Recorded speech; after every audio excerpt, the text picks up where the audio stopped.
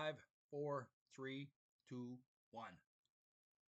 This is the ministry dude here with a controversial minute. Take one. How's everybody doing today? I want to talk a little bit about politics today. It's like, forgive me, Father, for I have sinned. I voted for Donald Trump and I upset the apple cart of some people in the United States. I've been watching TV lately, and since Donald Trump won the election, all I hear from the Democrats are there's going to fight Trump tooth and nail all the way. That seems to be the trouble with politics today. There's too many narcissists in there, and there's not enough people to really represent us properly. I done went and voted for Donald Trump, and it caused chaos in the United States, according to some. It was a whirlwind of chaos. So let us dissect this a little bit and see exactly why Trump won the election and why the Democrats are not as great at politics as they think they are. The first thing we're going to address is the economy.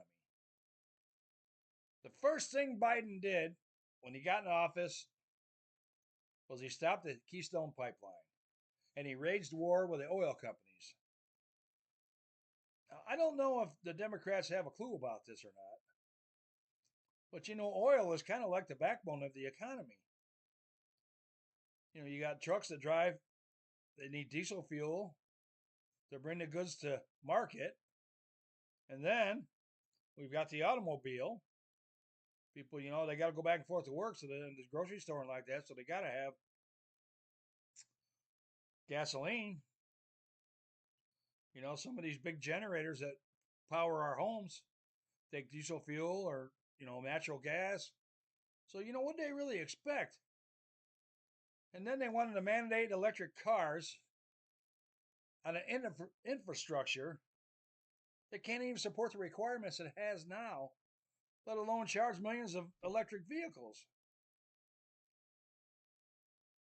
They should have known that, when you wage war with oil, there's going to be consequences. And now Americans are struggling to make ends meet. They had this one guy that said he was all mad because Trump won. He said, well, get a better job and get a better education and make more money. Well, some people just don't have access to stuff like that.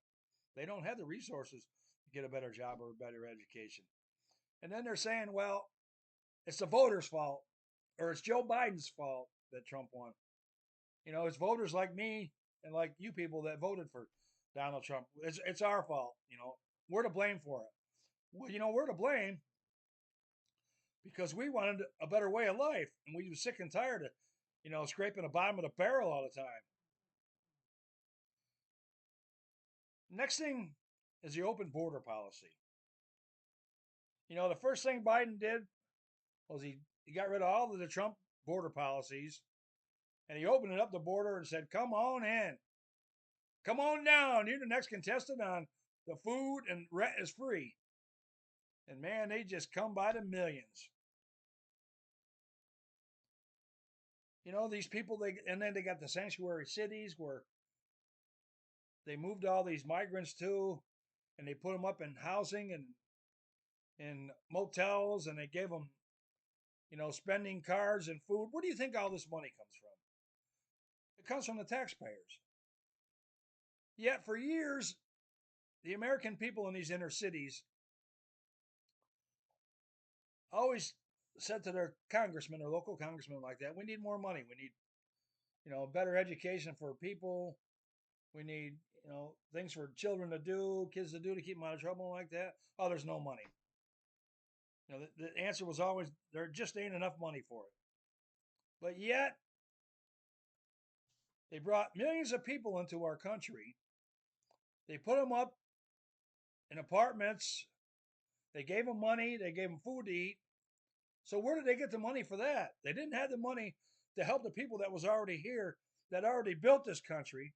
But yet, they brought people in here that had no business to be here to begin with. Now, they wonder, well, gee, why did we lose the the election because we got all these people over here to vote for us. Well, evidently, they didn't vote for you because, Trump won.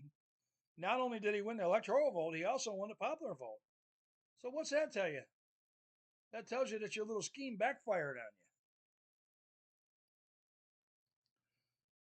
you. For years, they used the rule of law to go after their political rivals, defund the police, the open border. All it did was increase inflation.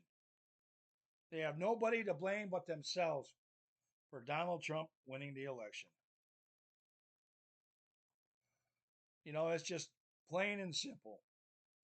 The American people was tired of all the chaos, all the crap, defund the police, crime is up. But they'll say, oh, no, no, according to statistics. Yeah, well, according to your statistics, Donald Trump's not a threat to democracy. He's a threat to bureaucracy. They pump money into stuff. They made the government bigger. I know there's some people out there who's going to comment and say, I don't know what I'm talking about. Well, maybe I don't know what I'm talking about. But I know one thing. Donald Trump's going to be our president now. And there's a reason for it. There's a reason why so many people voted for Donald Trump. And it ain't because a lot of people like him. I happen to like him, but some people didn't like him, voted for him anyway. I bet you Joe and Jill Biden voted for him even. Because look what they did to Joe. They stuck it right to him and they put Kamala in there. That's the second Democratic woman that ran against Trump that he beat. So maybe that should tell him something. This is Mark, the ministry dude, with another controversial Christian minute. I'm coming to you semi live here from Middle Tennessee. We want to say that we love you all, and we'll see you again tomorrow. I'm gonna start a series about the Bible. I'm gonna have my play group for the Bible. This is going to be the controversial Christian one. We're going to have a separate one for the Bible. We're going to teach you a little bit more about the Bible, how to easier understand it. It's going to be really fun. Follow along with me. This is Mark, ministry dude. I'm signing off for today. Yes, I'm Italian. I talk with my hands. I see a lot of people on TV talking with their hands. Everybody. They just, Kamala Harris does it. Trump does it. Everybody does it. Must be a sign of intelligence or something, evidently. Anyways, have a blessed day, everybody. I'll talk to you later.